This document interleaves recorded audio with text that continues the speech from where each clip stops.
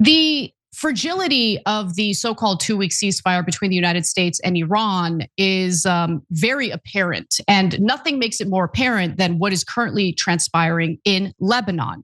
Now, the Iranians had put out a 10-point plan that recently Trump accepted full-heartedly. I mean, he didn't say, I agree to every single point on this 10-point list. However, it is a reasonable basis on which we can, begin negotiations.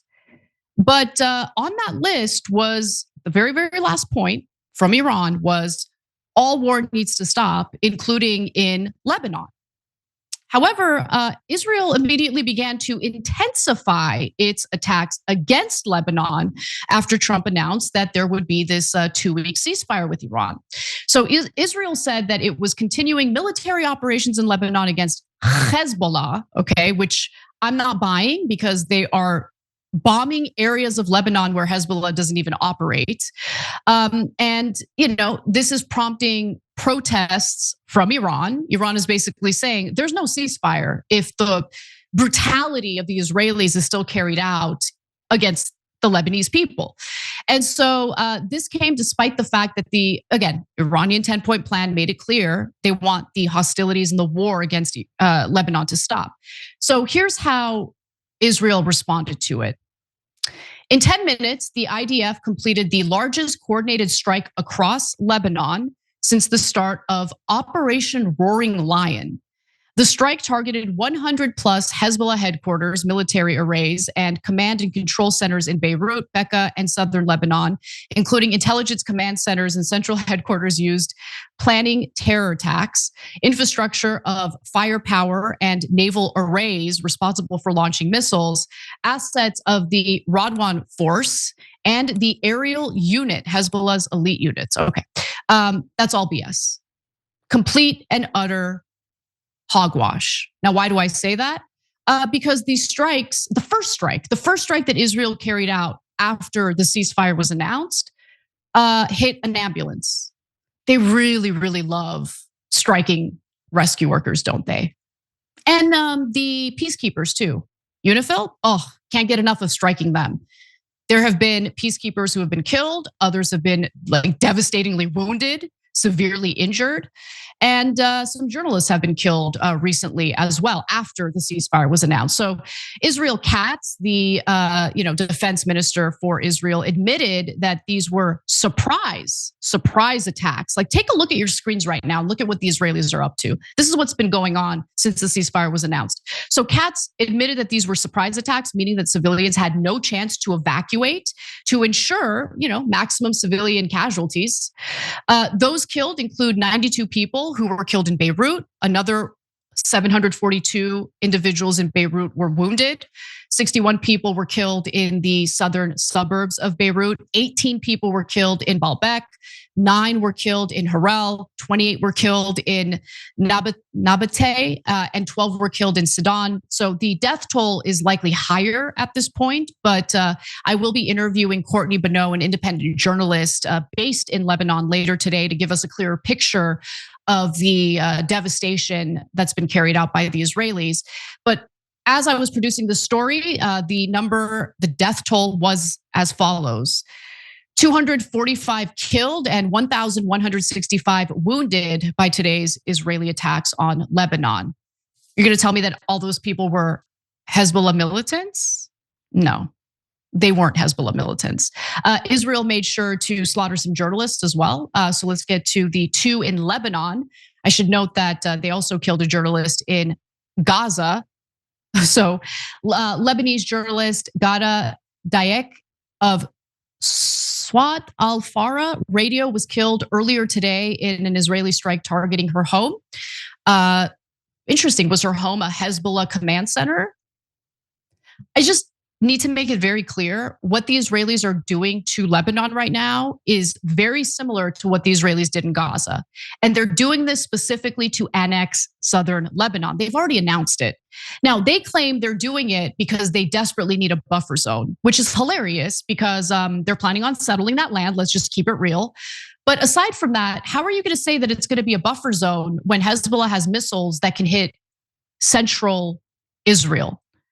The only way you're going to see an end to all the bloodshed is if you end the war. But Israel doesn't want to end the war. Netanyahu doesn't want to end the war, and he wants more land. So he's going to keep going. The other journalist who was killed, Al-Manar journalist Susan Al-Khalil, was killed in today's Israeli attacks on Lebanon. So 2 journalists killed in the last 24 hours. Now, Netanyahu doubled down on committing war crimes in Lebanon during a press conference today, which also seems to confirm that the war criminal is in fact alive. So take a look at that. Because a ceasefire with Iran will not include Hezbollah. We are continuing hitting Hezbollah. And today, Hezbollah has suffered from the biggest strike against the location since the pager incident. We have hit locations Hezbollah thought they are safe. To the citizens of Israel, we promised you to restore back the security. There is a good security belt inside the Lebanese territories. As long as Israel continues with its expansionist project, there is no safety for the Israelis. And the Israelis need to learn that. They need to learn that. This quote unquote buffer zone that Israel is fighting for, which is basically just more land annexation and border expansion, is not going to keep the Israelis safe. Again, Hezbollah has missiles that can hit central Israel. So how about you stop trying to steal land? The whole existence of Hezbollah has to do with resisting Israel's attempts to annex land from Lebanon. It's that simple. But the Israelis refuse to, respect borders. And so there is no safety for the Israelis. There is no safety for the Israelis. By the way, has Hamas been defeated? No, of course not. Has Hezbollah been defeated? Israelis thought Hezbollah had been defeated earlier. And then they effed around and found out. Okay, so has Iran been defeated? No, of course not. The only thing Israel is good at is agitating for more war, okay, while dragging the United States into its ridiculous battles.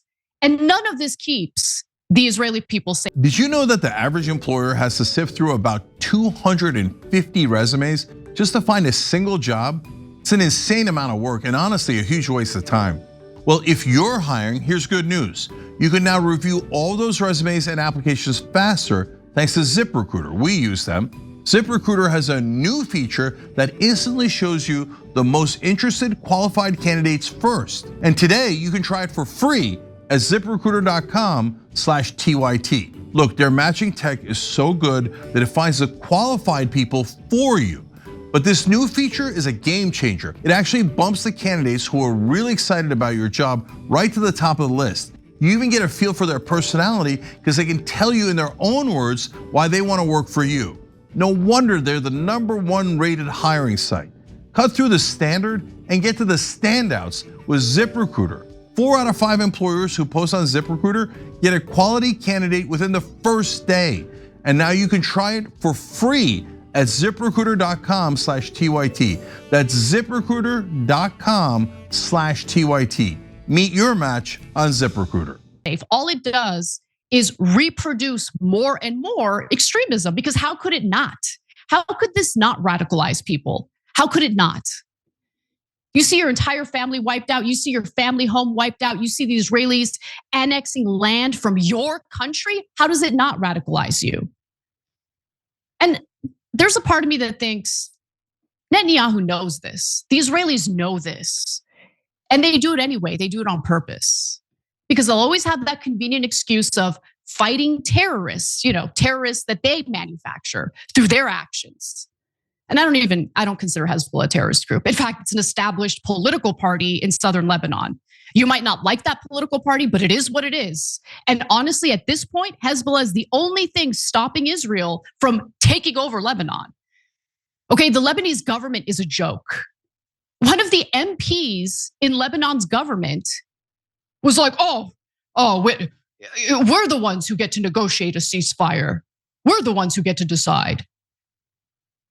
Are you upset that Iran wanted the war against Lebanon to stop in order to agree to a ceasefire? Are you upset about that?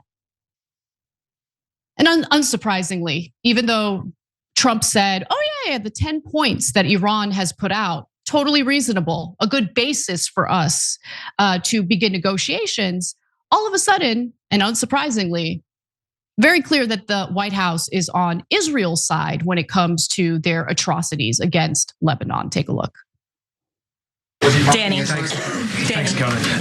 Would President Trump like to see Lebanon included in this peace deal? Because as you know, there's been increased Israeli strikes on Lebanon today with dozens of casualties there. Sure. Lebanon is not part of the ceasefire. That has been relayed to all parties involved in the ceasefire. As you know, Prime Minister Netanyahu put out a statement last night in support of the ceasefire, in support of the United States' efforts, and he's also assured the president they'll continue to be a helpful partner throughout the course of the next 2 weeks. I would like to exist for maybe a few months on this earth where Israel doesn't humiliate the American people, okay? Because that's what's happening here. Our government has been cucked, and it doesn't matter. This is not it's a partisan thing. No. Okay, Biden embarrassed the American people, was constantly humiliated by the Israelis. And then in comes Trump, Mr. Tough Guy, right? He's like a total keyboard warrior, threatening nukes against Iran, but gets humiliated by the Israelis on a regular basis, embarrasses the American people on a regular basis. Now, the other sticking point when it comes to a lasting and legitimate ceasefire has to do with control over the Strait of Hormuz, because the 10-point plan that the Iranians put out made it very clear that Iran will continue controlling the Strait of Hormuz. In fact, whether Iran includes that in their list or not doesn't even matter. It is impossible right now to militarily take the Strait of Hormuz or take that control away from the Iranians. If we had the military capability to do that, we would have done that already, but we didn't do that because we don't have the capability of doing it. And so as a result, the Iranians are upset. You even have ridiculous Democratic lawmakers who are like, I don't know about this ceasefire if Iran is going to still have control of the Strait of Hormuz. By the way, Strait of Hormuz was fully open prior to the war. Our war aims changed from regime change and liberating the Iranian people to, oh no, can we get that Strait of Hormuz open again? That's how badly we got spanked by the Iranians. And I hate to say it, right? I'm an American. I don't want to be humiliated. But the American people need to understand, we do not have representation in the federal government on our behalf. And so we will continue getting humiliated as long as we tolerate the types of politicians that continue this unholy alliance with Israel, okay? Because at the heart of that humiliation, at the heart of that embarrassment is Israel and our alliance with them. So further jeopardizing it, yes, is the Strait of Hormuz. So I should note that the GCC countries, meaning the Gulf countries or allies, are upset because they're worried that Iran will continue charging tolls. And those tolls are pricey. $2 million to transit oil tankers through the Strait of Hormuz. So you look at Iran and they're like, think about this war. I mean, it's been devastating for the Iranian people. There's no question. Okay, more than 2,000 people have been killed so far. I mean, World Heritage sites in Iran have been targeted by the United States and the Israelis. I mean, the opening salvo, of course, included that double tap strike. And look, this has been bothering me, so I want to clarify earlier statements. You don't do a double tap strike on accident. So if that's going to make Ben Shapiro have a temper tantrum, that's totally fine. When you do a double tap on an elementary school, was it really an accident? And if it was an accident, we should really get to the bottom of where we got that intel from, right? That told the U.S. military that this was actually an Iranian military site that needed to be struck. But 175 people died in that Manab elementary school. Opening salvo of this war. We did that. Tomahawk missiles did that. And it's a stain on our nation's history that we carried out such a horrific atrocity. And on top of that, unfortunately, are governed by a an administration that refuses to take ownership of it and apologize. Okay, it's just so depraved, so wrong. Finally, Jonathan Karl from ABC News spoke to Trump about the Strait of Hormuz, and this is the kind of cope Trump is deluding himself with. This is not true. There's no way. But here's what Jonathan Karl says. This morning, I asked President Trump if he's okay with the Iranians charging a toll for all ships that go through the Strait of Hormuz. He told me there may be a joint U.S. Iran venture to charge tolls. Quote, we're thinking of doing it as a joint venture. It's a way of securing it, also securing it from lots of other people. It's a beautiful thing.